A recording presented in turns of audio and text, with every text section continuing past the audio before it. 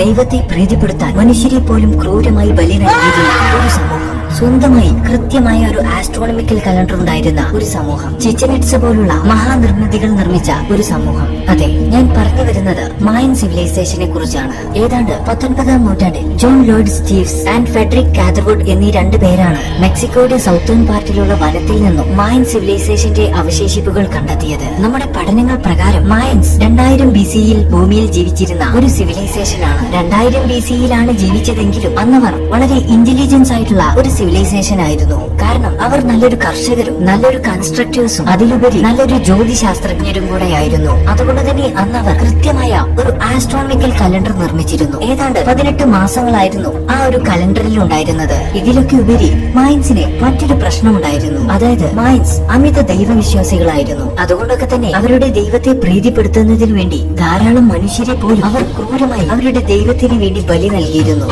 നിലവിൽ മായൻസിന്റെ ഉത്ഭവത്തെ കുറിച്ച് നമുക്ക് കൃത്യമായ അറിവുകളില്ല. എന്നാൽ മായൻ സിവിലൈസേഷന്റെ അവസാനത്തിന് കാരണമായ 2 കാരണങ്ങൾ നിലവിലെ പഠനങ്ങളിൽ നിന്നും നമുക്ക് മനസ്സിലായിട്ടുണ്ട്.